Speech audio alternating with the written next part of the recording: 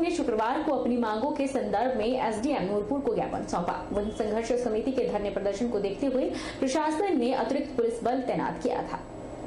Four lane संघर्ष समिति के महासचिव विजय हीर ने कहा कि पहले इनकी जमीनों की 3 बार मुआवजा अवार्ड किया गया, जिसमें लोगों को चला गया। वहीं अब भवनों को मुआवजा भी नामात्र दिया जा रहा है। उन्होंने कहा कि भवनों के रेट 40 से 50 हजार प्रति स्क्वायर फीट तय किए गए थे, लेकिन अब जो मुआवजा दिया जा रहा है वो मात्र 10 से 15 हजार स्क्वायर फीट दिया जा रहा है।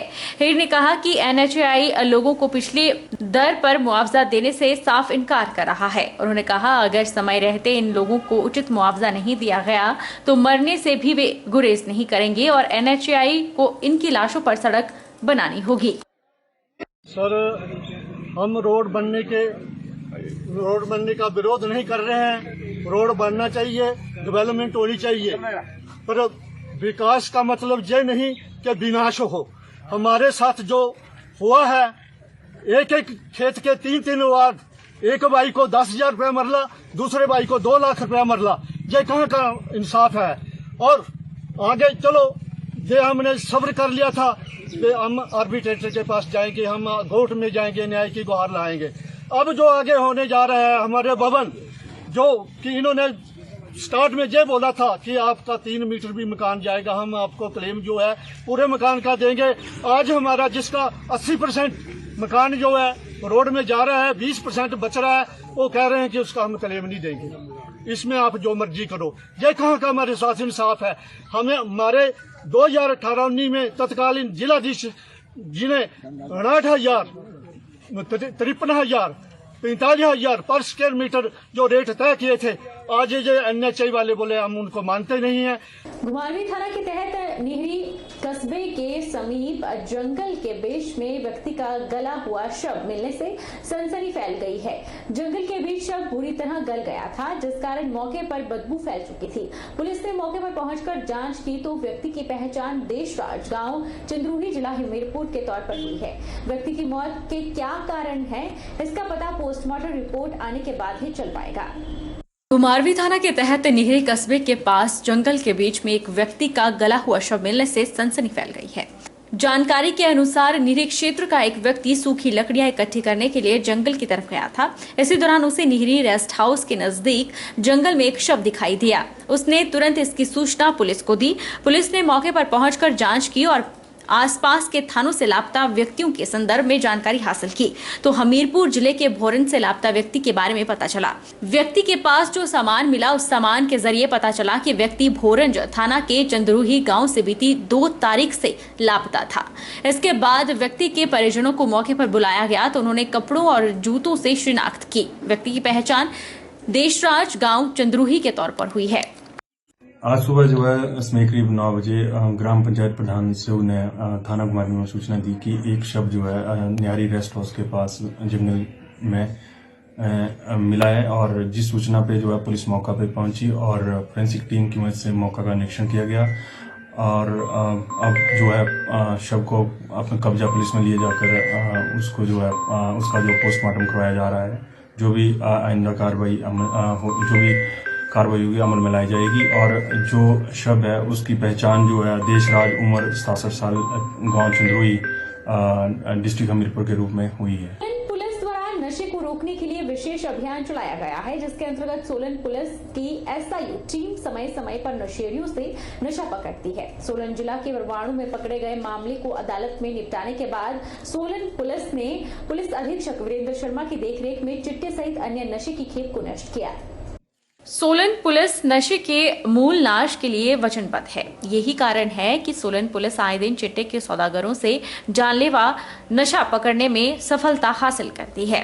वहीं अन्य प्रतिबंधित नशों पर भी सोलन पुलिस की पैनी नजर है। सोलन पुलिस ने सभी से आग्रह किया है कि वह जानलेवा नशों का व्यापार करने वाले और सेवन करने वालों के बारे में जानकारी दे। पुलिस उन पर तुरंत कार्रवाई करेगी। पुलिस अधीक्षक वीरेंद्र शर्मा ने बताया कि जिला सोलन के परवाणु थाना के अंतर्गत पकड़े गए मामलों को अदालत में निपटा लिया गया है। उसके बाद ही आज पुलिस लाइन सोलन में चिट्टे सहित अन्य जानलेवा नशे की खेप को नष्ट किया गया।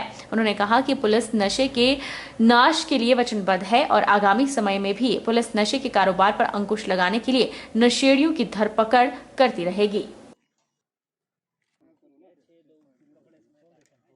आज थाना परवाणू के 4 केसेस जो कोर्ट से डिस्पोजल हुए थे, इनका फैसला हो चुका था और आगे फर्दर कोई अपील पेंडिंग नहीं थी। उसमें पुलिस हेडक्वार्टर शिमला के आदेश के अनुसार इसको आज ड्रग डिस्पोजल कमेटी जो है बनी हुई है, जिसमें 2 इंडिपेंडेंट मेंबर्स भी है, तहसीलदार सोलन के हैं और काउंसलर है यहाँ पे इस वार्ड के, उनके सामने इसको डिस्ट्रॉय किया गया। Youth of Nurpur against drugs NGO द्वारा शुक्रवार को मैराथन प्रतियोगिता आयोजित की गई। मैराथन प्रतियोगिता बौड़ काली माता मंदिर से शुरू होते हुए डिग्री कॉलेज में संपन्न हुई। प्रतियोगिता में विजयी रहने वाले प्रतिभागियों को नगद पुरस्कार दिए गए। Youth of Nurpur against drug NGO के सदस्य मनदीप महाजन ने बताया कि प्रतियोगिता में विजयी रहने वाले प्रतिभागियों को नगद पुरस्कार दिए गए। प्रथम रहने वाले को 3100, द्वितीय प्रतिभागी को 2100 और तृतीय स्थान पर रहने वाले प्रतिभागी को 1100 रुपए इनाम दिया गया। मनदीप महाजन ने बताया कि नशे के खिलाफ जागरूकता फैलाने के उद्देश्य से प्रतियोगिता का आयोजन किया गया। वहीं संस्था के पदाधिकारी मनदीप महाजन ने बताया कि युवा नशे के दलदल में फंसता जा रहा है। युवाओं को स्वास्थ्य के प्रति जागरूक करने के उद्देश्य से इस प्रतियोगिता का आयोजन किया गया। हमारी society youth of Nurpur against drugs द्वारा हर वर्ष की भांति इस वर्ष भी एक मैराथन का आयोजन करवाया गया, जो कि अभी कुछ मिनट पहले ही पूरी हुई है। हमारी सोसाइटी का मुख्य उद्देश्य इस मैराथन को करवाने का यही है कि ज़्यादा से ज़्यादा युवा नशे के खिलाफ एकजुट हों, नशों को जड़ से ख़त्म करें और देश की तरक्की में एक अहम योगदान दें, क्योंकि जिस देश का युवा स्वस्थ नहीं होगा वो देश कभी भी विश्व में तरक्की नहीं कर सकता। आज हम भारत को विश्व गुरु बनाने की बात करते हैं तो वो युवाओं की तरक्की पर ही निर्भर है। भारत देश एक युवाओं का देश है और कोई भी देश युवाओं की तरक्की किए बिना अपनी तरक्की नहीं कर सकता। हिमाचल पंजाब सीमा पर पंजाब क्षेत्र में किसी अज्ञात व्यक्ति द्वारा 5 राउंड फायर करके एक महिला और एक युवक को गोलियां दाग दी। महिला की मौके पर ही मौत हो गई और युवक को हिमाचल के टांडा के लिए रेफर कर दिया गया है। पंजाब हिमाचल सीमा पर गोलियां चलने से मां की मौत हो गई और बेटा घायल हो गया है, जिसे टांडा रेफर किया गया है। जानकारी के अनुसार रक्षा देवी पत्नी तरसेम लाल निवासी ढोलवाहा और रजनीश पुत्र सुखराम निवासी टेंटवा ढोलवाहा पंजाब से हिमाचल गोंदपुर बनेहड़ा अपने रिश्तेदारी में जा रहे थे। दौलतपुर से ढोलवाहा सड़क मार्ग पर हिमाचल पंजाब की सीमा सुरंगद्वारी के 50 मीटर पंजाब सीमा में इन पर अज्ञात व्यक्ति द्वारा गोली चला दी गई। औरत की मौके पर ही मौत हो गई, लेकिन युवक को गोलियां लगने से घायल हो गया। गोलियां चलाने वाला मौके से फरार है।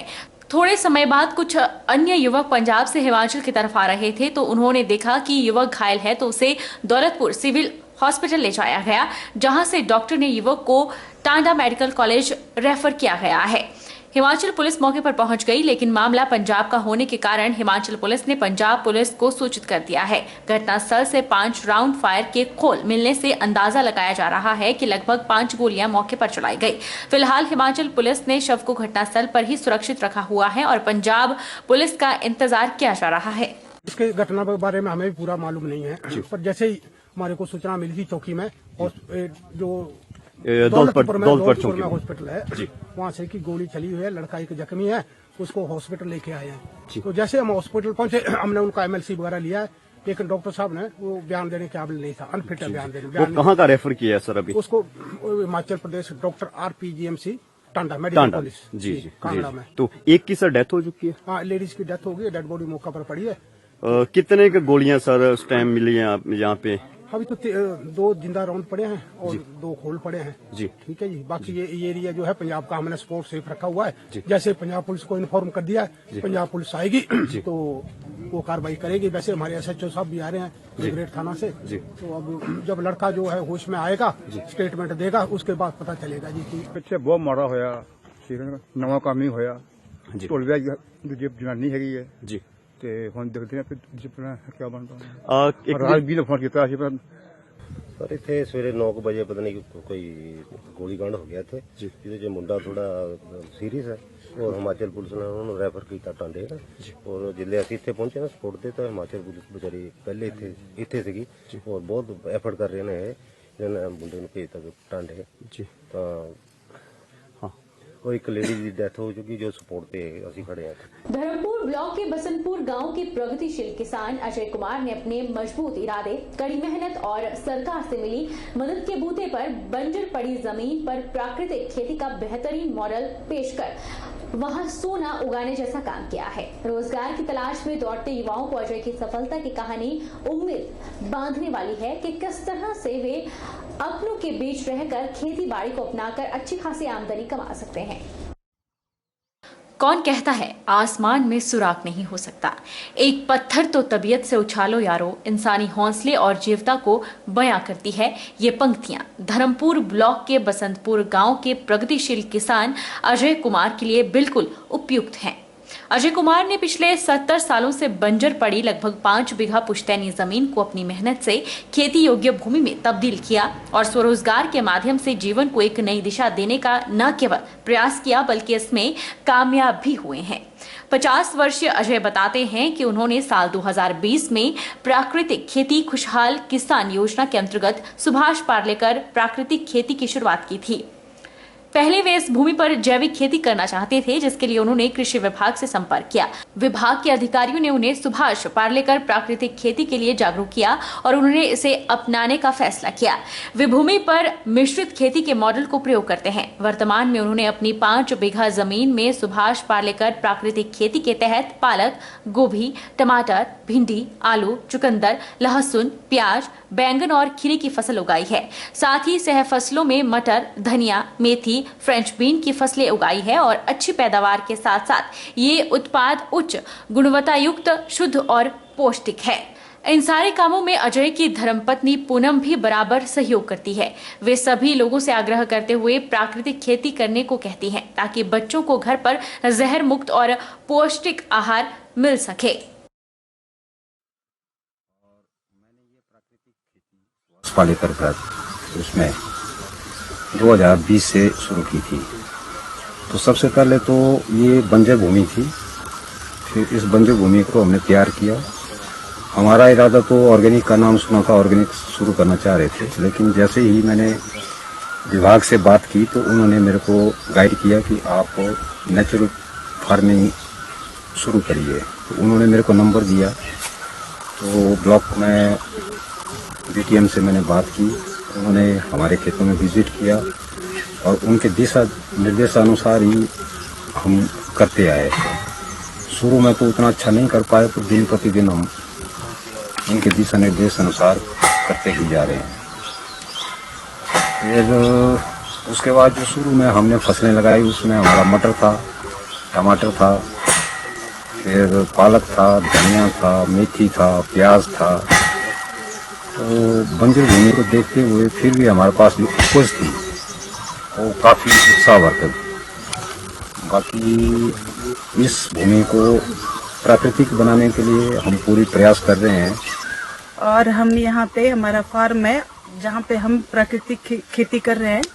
मैं अपनी सभी किसान बहनों से ये रिक्वेस्ट करती हूँ कि वो प्राकृतिक खेती करें, कम से कम अपने क्यारियों में, अपने घर में प्राकृतिक खेती करें और अपने बच्चों को प्राकृतिक सब्जियां खिलाएं ताकि बच्चे स्वस्थ रहें, आगे तंदुरुस्त रहें। मेरी तो ये रिक्वेस्ट है कि जो हम कर रहे हैं वैसे सभी करें, सभी प्राकृतिक खेती करें। बहरहाल बुलेटिन में इतना ही। आप देखते रहिए HP 24/7।